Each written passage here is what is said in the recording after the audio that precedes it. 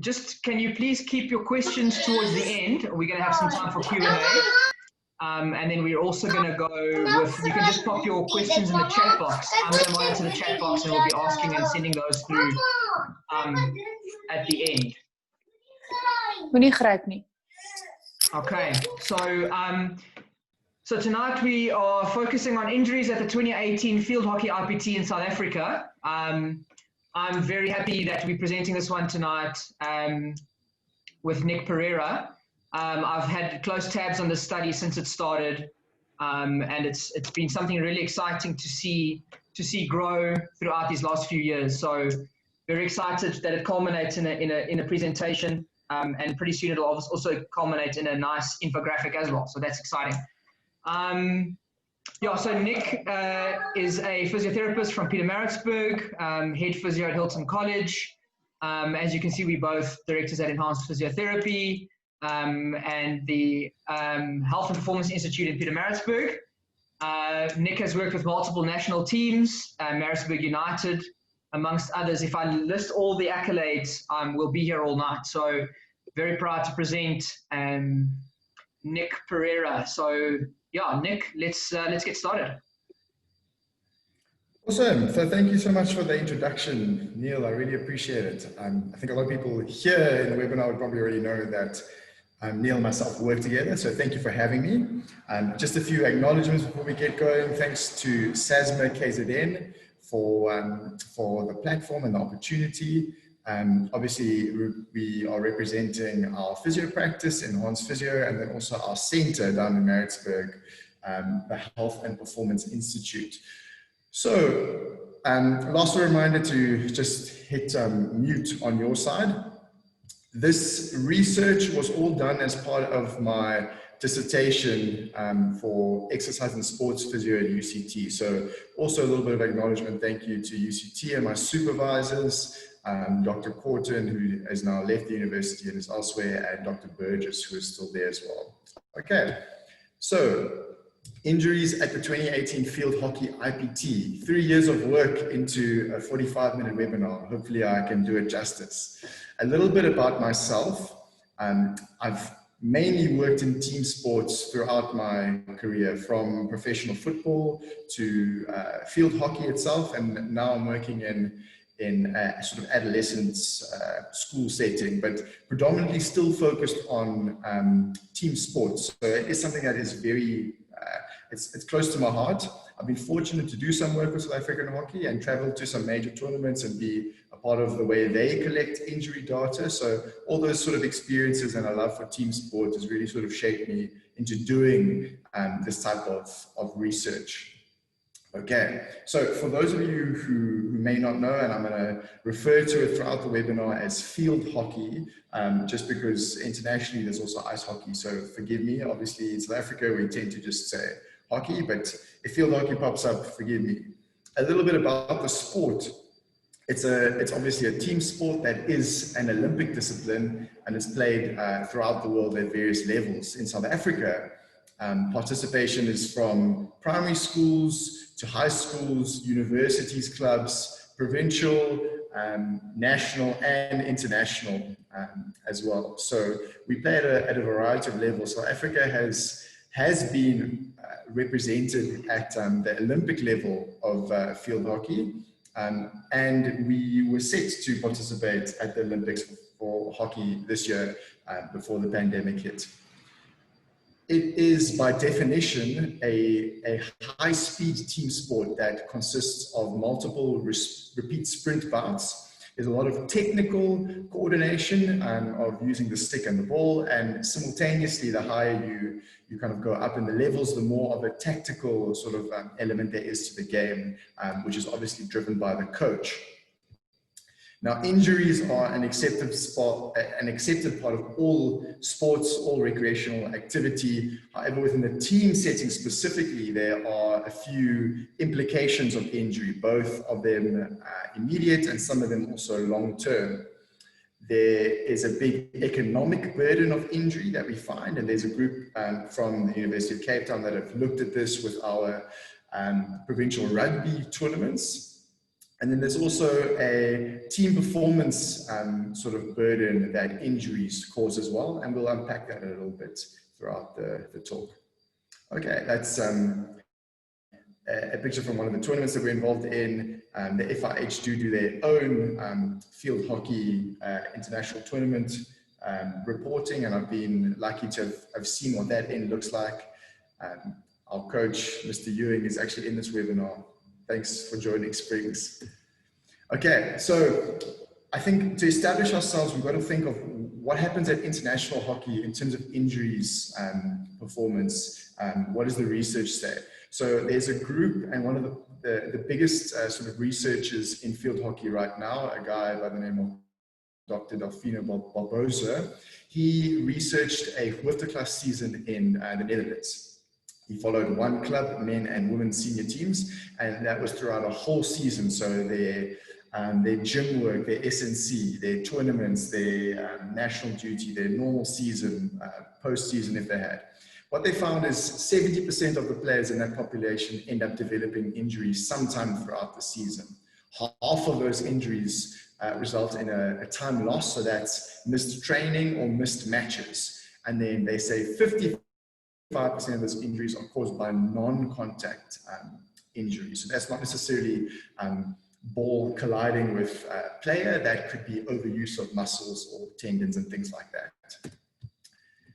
Looking at more international research, we go to the FIH tournaments. Now, this data varies again. They report the incidence as 0.7 injuries per match for women and 1.2 injuries per match for men. In their sort of group of studies that they included, they also looked at the African Continental Qualifier. I think it was in 2015, that tournament. Neil might have actually worked at it as well. But what they found was they report 90 injuries per 1,000 match hours of field hockey. This per 1,000 match hours is something that you'll see pop up a few times throughout the presentation. It's just a way of standardizing the rate of injury that we see. In South Africa, we have not done a big surveillance study or any real surveillance study since about 2004, where a group of researchers looked at female hockey players from high school level to senior provincial level, and they followed them throughout a season and looked at primarily ankle injuries, and secondary to that, all injuries. They found the rate of injury to be at 6.32 injuries per 1,000 hours of hockey played. So a problem that we're already running into here when we're just looking at the landscape is that it's hard to compare injuries between research studies. And this is also because the methods that we use to conduct research, the way that we classify our injuries once we receive them from our players or samples, participants, the way that we define injury, time loss, is all sort of different. So there's a big call at the moment that field hockey and the FIH needs to sort of release a consensus statement that says, okay, for field hockey, this is how we're going to do research, so all our future research is comparable. Okay, so when we get to the issue of how do we define what an injury is, and obviously this weighs heavily into the study that I'm talking about tonight. This study was published in 2020 after I had handed in and my marks were back, but the IOC has finally come up with a statement. If you're familiar with research, the stroke guidelines is one of the sort of gold standards in research. They've now adapted these guidelines for sports injury and illness surveillance, which is a great step forward for looking at big surveillance studies for injury. But there is at the same time a lot of debate around the injury definitions that we use. Should we have them broad enough to capture all injury and then filter through, or should we narrowly focus only on injuries that cause time loss? And a lot of the debate is about, let's look at the context of the injury, let's look at the resources, let's look at the sport and its needs, let's look at what's gone before and then make a decision from there. It might not be a one case fits all. All right, and then before we get into the last little section, there's something that I call bridging the gap, and this is a sort of personal passion project of mine. I've presented this course a few times at some of the the South African Hockey SAHA coaching courses for the level 2. It's really about how do we bring coaches, sports science and sports medicine together. And I think what we're starting to find, especially having spent a little bit more time going through the research, we find that what coaches are looking for is the same as what the medical staff are wanting to have, in terms of injuries causing decreased team performance. And then to get that, we obviously need the physical preparation that our sports science colleagues give us. So here's just a few studies of the way that coaches, sports science, and injuries influence results for the team. And when you're working at the sort of level that we studied at the senior provincial IPT, results and winning the tournament is quite a big deal to the provinces and the coaches. And the level is quite high because they also select the national team from there. So for the players, it's really their big sort of stage to make a name for themselves. Okay, so getting into the research that I conducted through my thesis, the aims and objectives that we really sort of laid out from the beginning. We were looking at the incidence of injuries amongst the players attending the IPT. So that's the males and females. Okay. Then we wanted to know what is the burden of injuries by looking at what is the need for medical attention of players, and then what is the time loss caused by these injuries. Okay. Thirdly, we wanted to look at what are some of the associated factors relating to injury. So does the qualification of the coach, does the presence of medical staff or maybe other sort of factors weigh into or influence injuries occurring? And then we also wanted to look at what is the distribution of injuries. Do we get more shoulder injuries, hand injuries, knee injuries, etc.? Okay, so the way that we kind of go about it is we set the design of the study, we get it approved by the University of Cape Town and SAHA, the South African Hockey Association. We then invite all players and coaches who attended the IPT, okay, to enroll in the study. With only studying what's called the A section of the tournament, or the sort of top tier, with there being about 18 players per squad going to the male and female tournament, we had a possible sample size of about 432 participants, which is a healthy size study for surveillance, specifically for injuries. How did we measure our outcomes? Okay, so we designed a self-reporting questionnaire, and this was given to the coaches and players before the sort of commencing of the tournament. The coaches commented and gave us feedback about their years of coaching experience, their qualifications, some of their tertiary information, and also the team's access to medical support. For the players prior to the tournament, we wanted to know their age, playing position, and their previous injury history so that we could also compare that to some of the findings of the tournament. The players were the only ones that were asked to also report daily for all match days of the tournament, give us feedback with regards to did they sustain an injury? Will they be able to play the following day? Did they have to be removed from the field of play during the match? And then did they need to seek medical attention afterwards? So the way that we derived the questionnaire, we used we modified the reporting form that Boxmart and Saru developed, and we tried to sort of suit it to the needs of our study. We also adapted the injury definitions that they use for our study setting.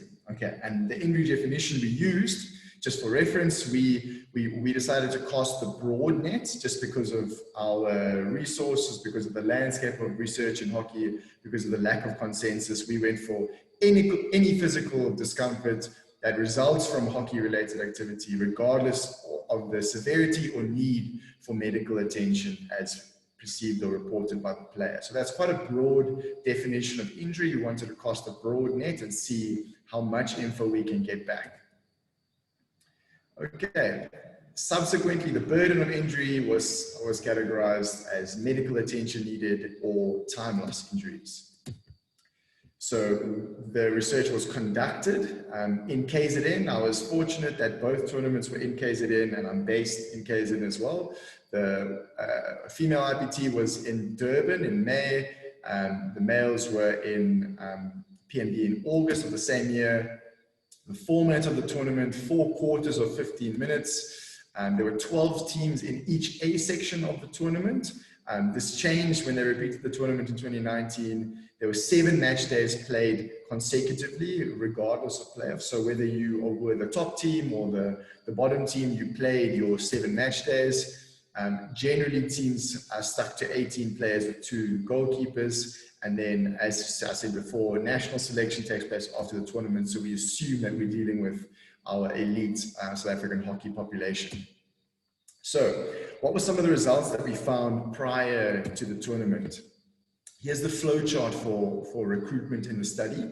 What we had was 163 females, 168 males, 24 coaches. You can see that we have to exclude, and there's some non-consent obtained. Interestingly enough, we only excluded 7 females from the women's IPT. The women compared to the men, only the women's group had players participating in the tournament that were under the age of 18. We had to exclude participants under the age of 18, so we lost a few of the women. We had 133 females recruited, 139 males, and 22 coaches in our sample group.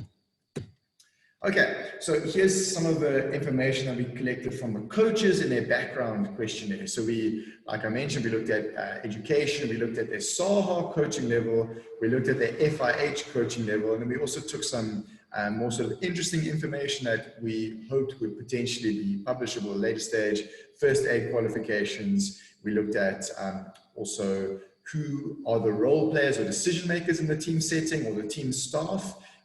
Who manages warm-ups, who decides on player availability, and then also how many years have the coaches spent coaching at the IPT level.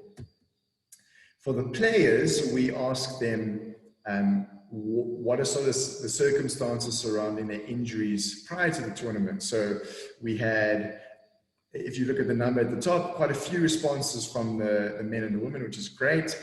We looked at the sort of activity that prompted the injury. So training, matches, warm-up, training being the biggest sort of contributor to injuries. Does make sense because of the amount of hours spent training compared to the amount of hours spent playing matches.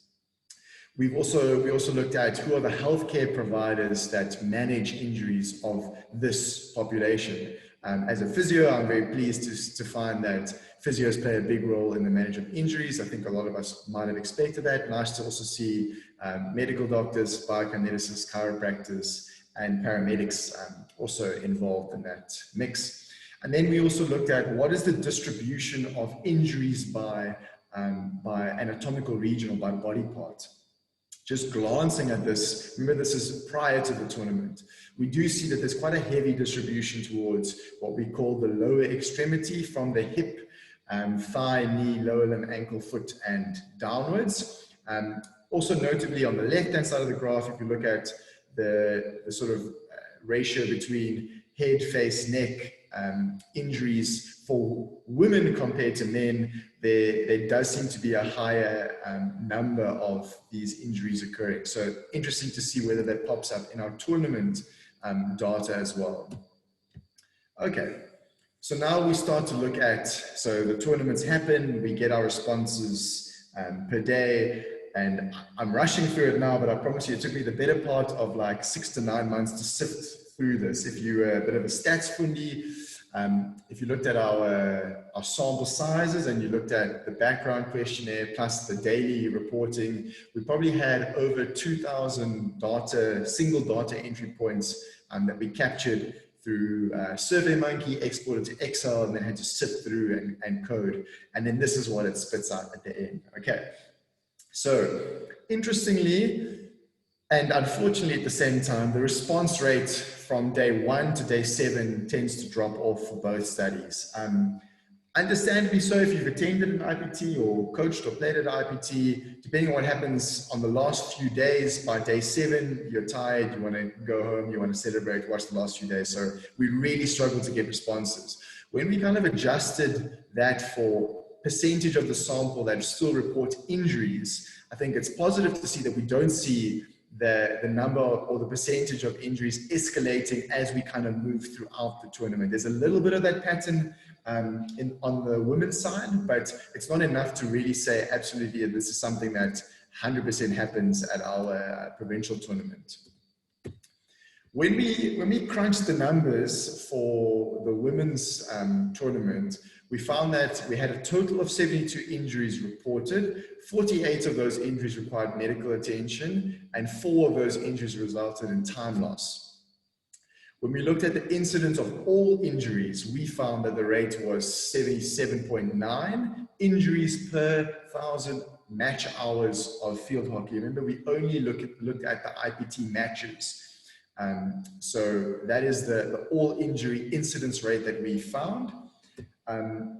When we looked at medical attention, we found that it drops off slightly. Medical attention rate is 51.9 per 1,000 hours of hockey played. And then when we look at time loss, there's an even bigger drop off where there's only 4.32 injuries per 1,000 match hours resulting in time loss. So what we find here is that it's quite a high number of injuries reported, right? Most of those injuries require medical attention. Few generally result in time loss from this 7-day tournament. Okay, I've blocked out the teams in blue just for confidentiality. It was something that we went back and forth with the university about. I wanted to include it, they didn't. It is in the full published or in the full catalogued thesis. The publication might change and be slightly different, but as you can see, some of the teams we had a 0 response rate. So we can't say that we accurately represent the whole sample. Some of the teams were really great in their responses. Some of the teams were not as good, and both for the men and women's side. This is just a table kind of showing by province what is the injuries experienced, all injuries, medical attention, and time loss. When we come to the male side, we found 92 injuries reported, 65 resulting in medical attention, and 7 resulting in time loss.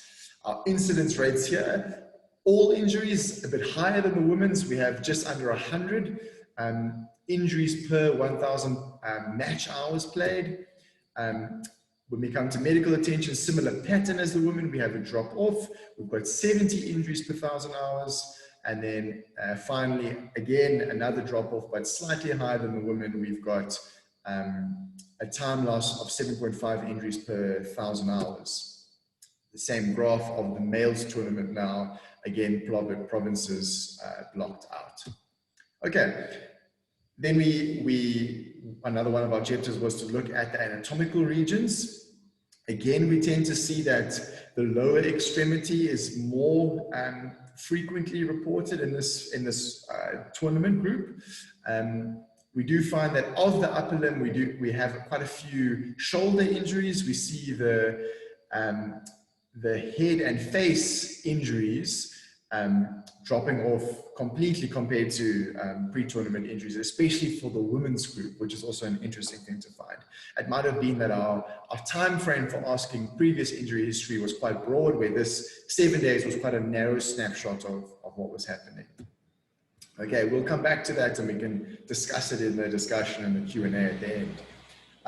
Again, for interest, we wanted to see which healthcare professionals attend to the injuries of our sample. So again, physios come out as sort of the predominating. We have a lot less medical doctors, and then we have the biokineticists come into the fold a little bit more, which is also good to see. Okay, so from the incidents now, we've kind of established that, and then again, we'll discuss it later, but now for some of the associated factors with injury. So part of what we looked at was specifically regarding the coaches. So we wanted to know, does the coaching education level, so tertiary education, does their level of, does their sort of coaching level in terms of the SAHA coaching levels, does that factor in at all? Does their FIH coaching qualification, if they have one, does that factor in at all? First aid, level of first aid, etc.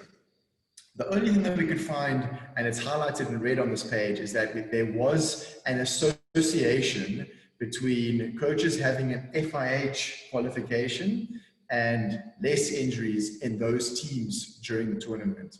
Okay, so I've got it as listed as the odds ratio, odds of it happening, risk ratio, risk of it happening. It's just statistical things that are presented in different ways, but that's this factor here in red highlighted at the top, the p-value. That's what shows us that there was a significant association found. Okay, I'll put an asterisk on that because we'll chat about association and prediction a little bit later, but bear that in mind. We do find statistically significant evidence to show that having an FIH qualification is associated with less injuries in those teams.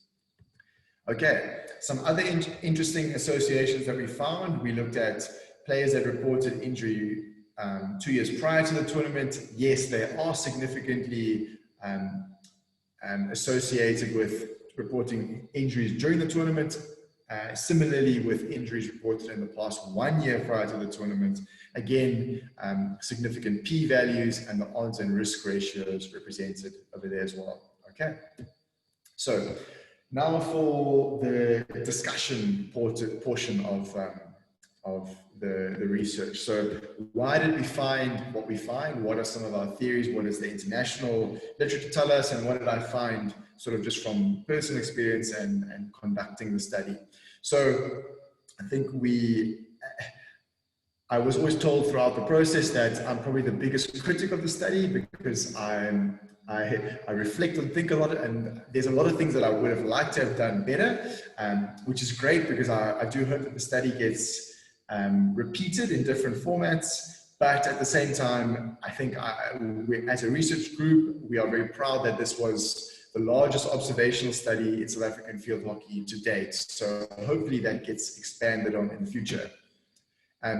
Another sort of positive for our study was that both our tournaments, male and female, the formats, the ages or the mean ages of both tournaments, men and women, were fairly similar as well. So our groups were quite well matched for comparison. What we found, as I mentioned earlier, previous injury is predictive of tournament injury. So it's associative, but it's also predictive. When we performed a separate statistical analysis, we did the same for the FIH coaching qualification, and we found that as well. It's a predictor of less injury in the team, also confirmed with another statistical test.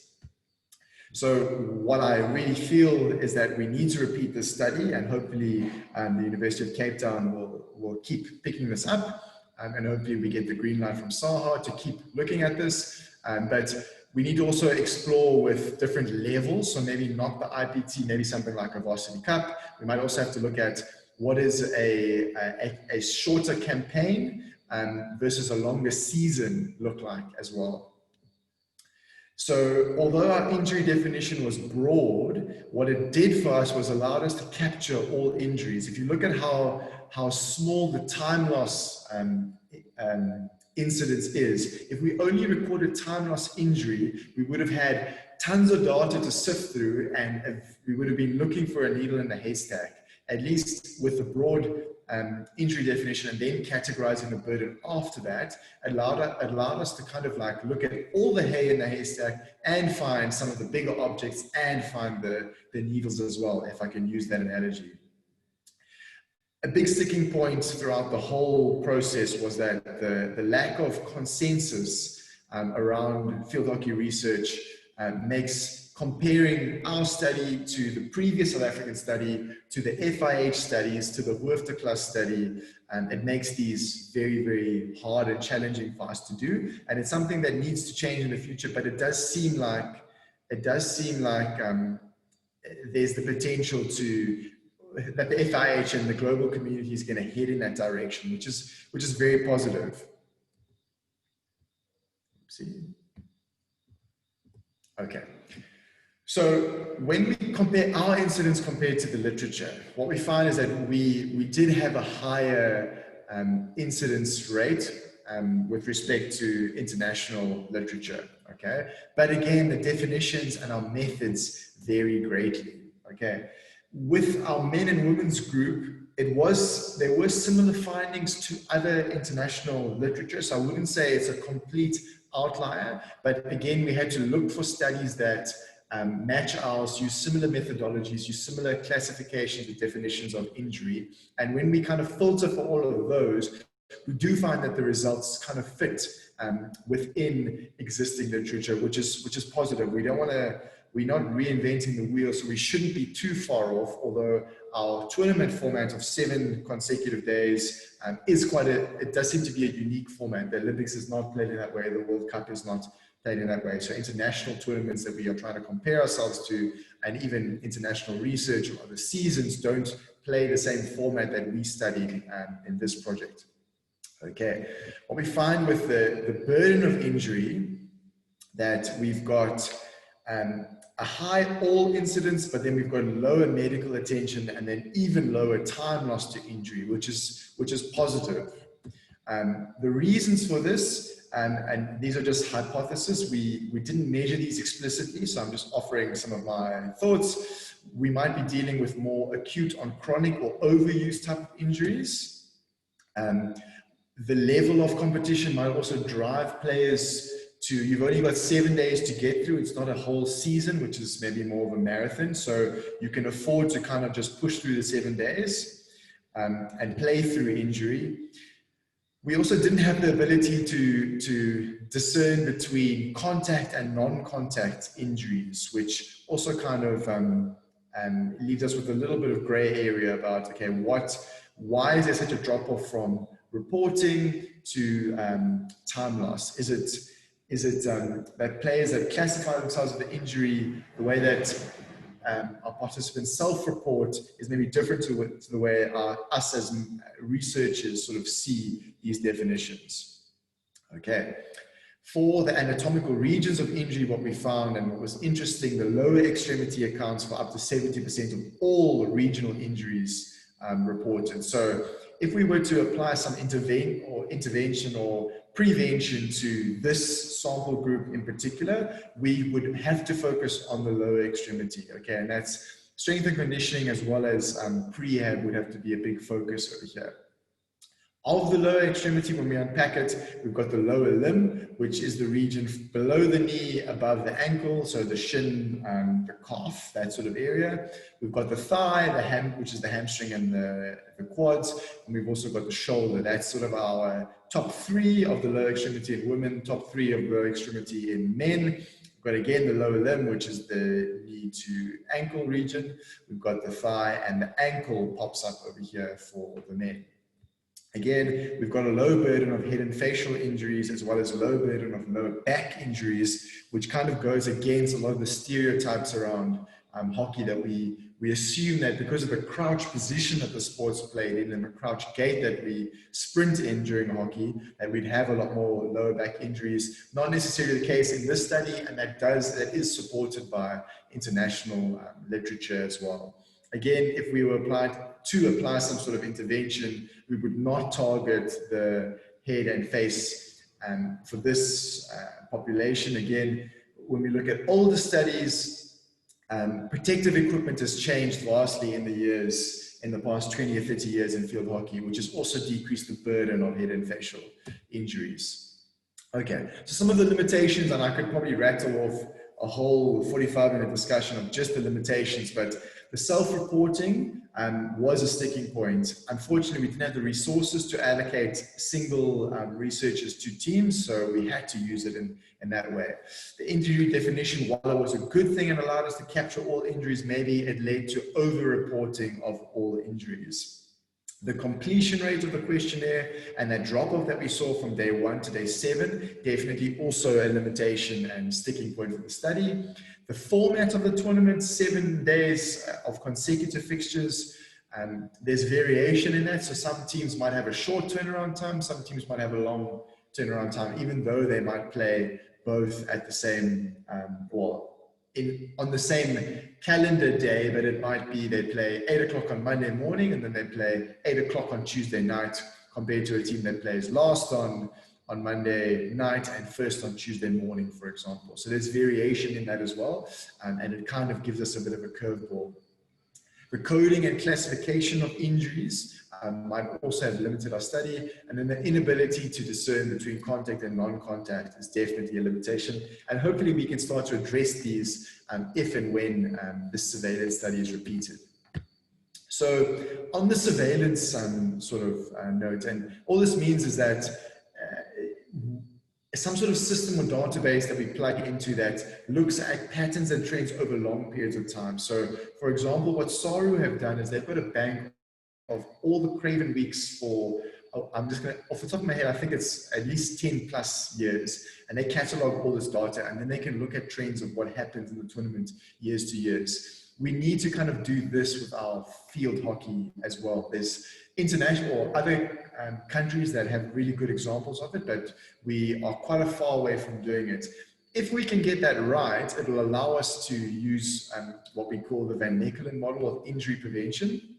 Once we know what our burden is like, what we were kind of looking for in this study, and once we repeated that at scale, we can then start to implement prevention strategies. Okay, whether it's whether we find the trend of low limb or low extremity injuries continuing, we can then target that with prehab and strength and conditioning measures. Okay, so this strategy of the Van Mechelen or injury prevention model is also utilized by BoxSmart, which is a sort of branch of SARU. FIFA have released their 11 plus, and in Holland they're rolling out something in the past year or two, which is called the Hockey Veiligheid program.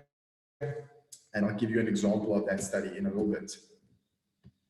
So here's an example of what they're doing in the US. They've got over a decade of surveillance for injuries of high school and collegiate level field hockey. And they categorize all their injuries. They know what their burdens are. They know what their time loss is. They have their injury definition set. They use their trainers to plug in all the information and their medical staff as well. And it's just an example of what we should be trying to aim towards in South Africa. Okay.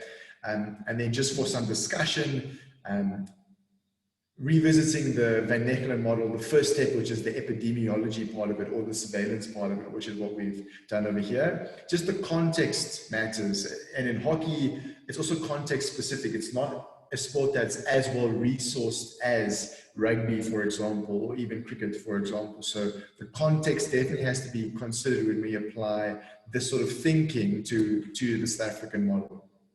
Okay, here's the example of the Hockey Veiligheid program. I think it's actually an app or web-based platform that they've created. And then on the right, you have the study. Vincent Guterbosch was actually at SASMA last year and spoke about some of his work with FIFA and with the Dutch hockey team. And the goal of this is to make the sport safer for all participants. I think it's maybe misleading that we have kids in the video here, or the database on the left, but it's as important to keep our lower participants safe, because those become our elite level players in years to come. Okay, so we've got to start somewhere. It might not be the wisest thing to apply it straight to the top. Maybe we have to start at the primary school level or a high school level and allow the system to kind of grow with the hockey players that we're implementing it with. Okay, so that's just a brief summary of my references, excluding the screenshot papers. And then again, just our center down in Maritzburg. If you've got any questions, I think we've got enough time for some Q&A. If there are questions or you want some of the information from the slideshow presentation, just drop me an email, Nick at Enhanced Physio. I'll try and keep this, Neil, maybe we can keep the screen on for the Q&A, or yeah, if you need my details, I'll maybe just pop it in the chat as well, and you can get hold of me if you've got any questions. Awesome, thank you so much. I look forward to a little bit of Q&A. I hope there's some good questions. Perfect, thanks so much, Nick. That was very concise. I'm also looking forward to some questions, but I do think it's going to be hard to pick this one apart. I think it's been dealt with really well, so thanks so much. So guys, you can either just unmute yourself or turn your video on if you're brave and ask a question, or just pop it in the chat box. I'm going to be monitoring that. So you've got a couple of minutes now just to think of and get some questions through. While you organize the logistics of that, I'll rattle off the first one that was in my mind as we were talking through it. Nick, you chatted about the lower level or the low amount of research on hockey incidents. Is that global, or is that mainly South Africa that you find that there's that low level of evidence? It depends. I think in a country like the US, or if we look at other areas where they put out a lot of research, obviously the Netherlands, Germany, even Australia, New Zealand, I think compared to their other sports and volume of sporting codes, I think hockey is still one of the smaller groups studied. Across the world, sort of bar Europe, I do kind of believe that it's not as widely recognized a professional sport as football is globally, for example. So it is definitely on an international level, but it's also contextual. The US, especially with US women's field hockey, pump out a lot of research, and they've been very much ahead of the curve. In South Africa, I think our research is also kind of driven by where the resources are. And SARU and BoxSmart and Cricket South Africa have directed a lot of funds and incentivized universities and research partners to look into this with them. Even in South African football, I don't think they've really done as much research as there is in football globally, but definitely there's not, I'd probably say of the team sports, it's definitely one of the lesser team sports research, specifically in South Africa. And that same trend does carry over into the international kind of space as well. So there's a question here from Kaylee on the chat box. Do you think that the self-reporting impacted the research due to the fact that players are fearful to report an injury? I think that's a good question. If we look at the volume and absolute numbers of injuries reported, I don't think it limited them. But what I am skeptical of is how when you do a subjective questionnaire, it's hard to, what you say is an injury but I'm playing through is different to me having an injury and say I'm not injured but I'm going to play through. You know what I mean? It becomes sort of semantics. So it would have been easier if we had third-party researchers or allocated a single researcher to a single team to then collect data that way. I think that was the big limitation with the self-reporting. It also created a little bit of issues with the sort of timing of the responses, because we got in front of them and asked them to fill it out, but some of those, we had to sift back and allocate responses to certain match days. And I think players sometimes filled out, so say for example, they play on Monday, but in a scenario, they might have filled out Monday, Tuesday, and Wednesday's matches after Wednesday's match. How accurate is their response about Monday's injuries, Tuesday's injuries, and even Wednesday's injuries? So I think those are a lot of the limitations of the self-reporting. But yeah, I think it was made very clear to them in the beginning that the information was protected and was not going to be shared with any of their coaches. I'm sure Gareth Ewing, who's here, will probably attest to that. The coaches had no idea what was happening in the teams. It's the first time he's hearing of the results as well. So I don't think there was apprehension from the players or anything. Maybe in the hustle and bustle of a tournament week, maybe some of them forgot to fill it out. And we definitely see that as the match days progress, a lot more people not responding. Yeah, I can definitely attest to that fact. Having been also one of the team physios at this very tournament, I had no idea of what was being reported to me as team physio versus what was being reported on the questionnaire. I had no idea. So maybe the players didn't think that, that maybe the players did think it was going to end up with team management, or like Nick said, it was just sort of due to the fact that the tournament was dragging on and guys were a little bit forgetful towards that time. So Gareth has got a question for us. He said he'll unmute and give it a shot. Hi, Nick. Can you hear me? Yes, loud and clear. Thanks, Springs. Cool. Look, I've got loads and loads of questions. I'm probably going to have to contact you offline to work through a few things.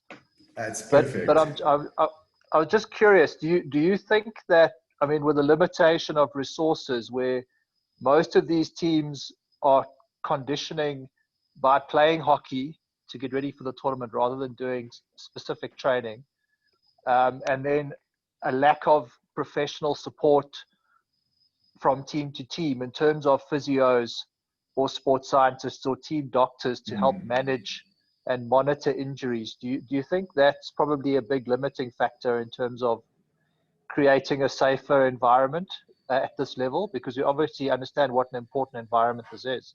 Yeah, I think that's a very good question.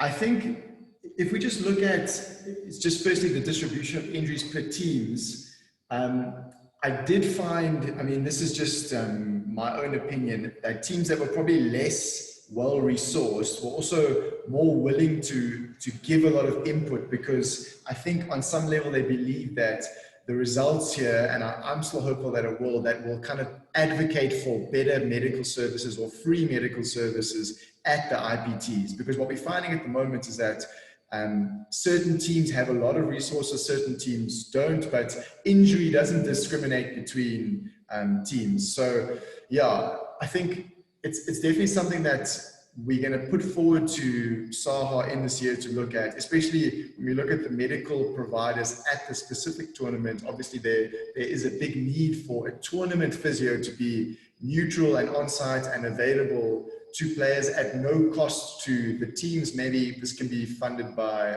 tournament fees or something like that. So we'll be trying to put forward some of these suggestions, because we are noticing that there is a big disparity.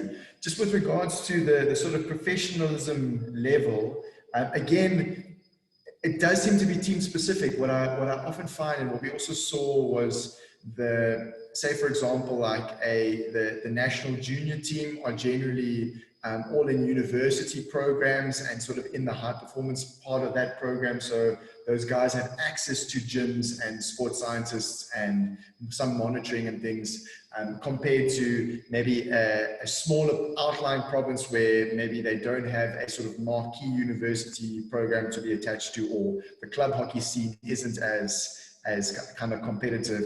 These are also things that definitely affect the results, to the injuries that we see during the tournament as well. So I don't know how they can kind of correct for that, but it's definitely something. If we're going to try and professionalize the sport, we need to involve our researchers, sports scientists, sports medicine, the doctors.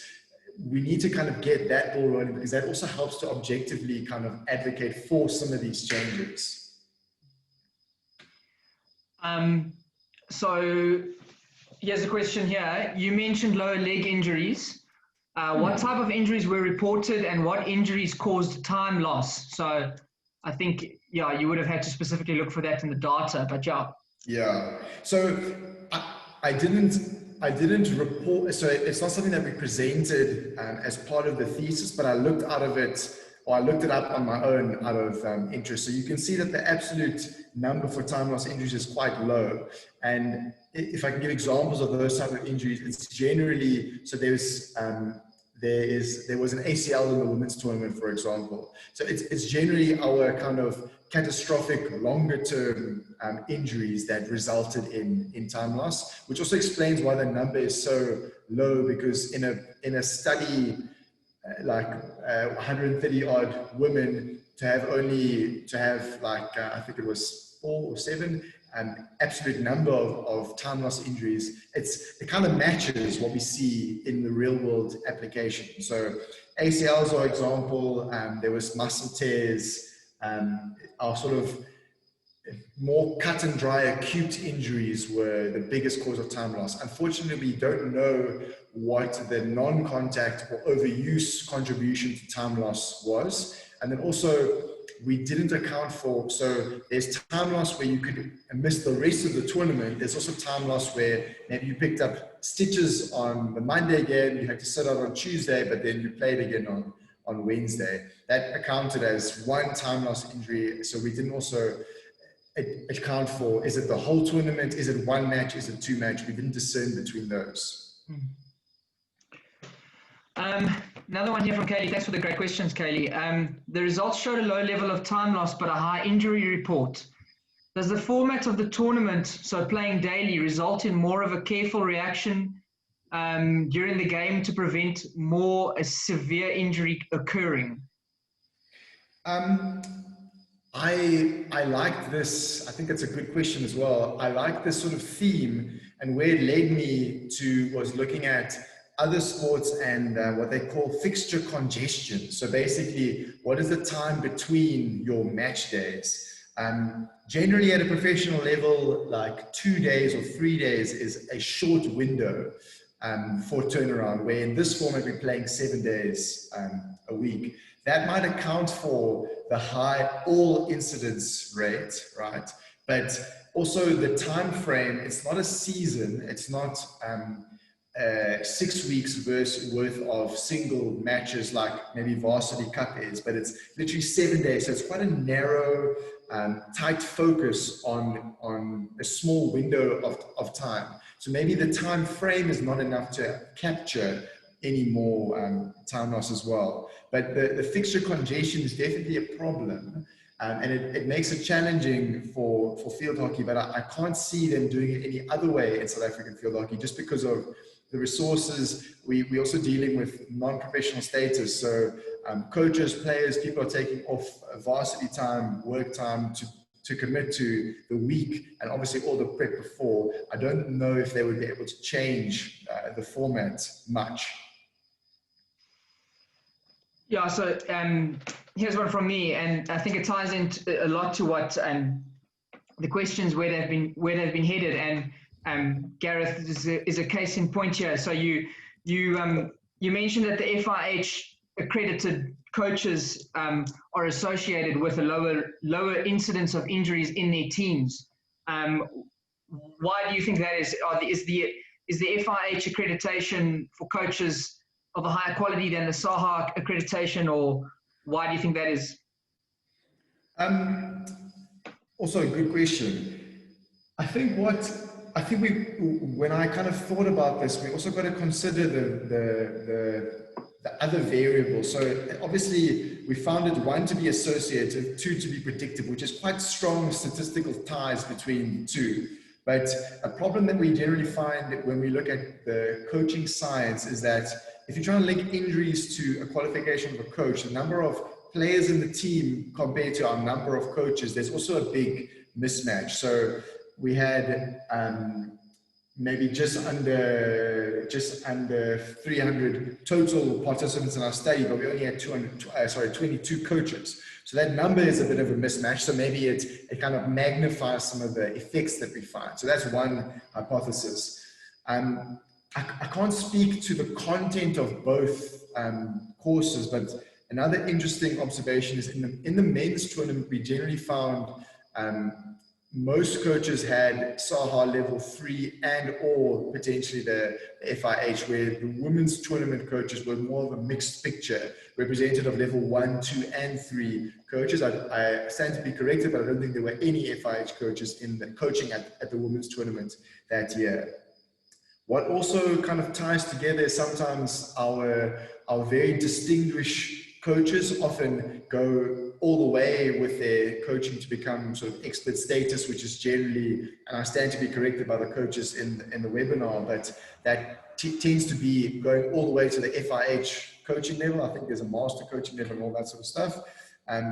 But because of their sort of expert status, I think they generally end up with IPT teams or provincial teams that have better players, are from bigger sort of provinces or city regions, players that belong to university programs, that belong to provincial high performance programs.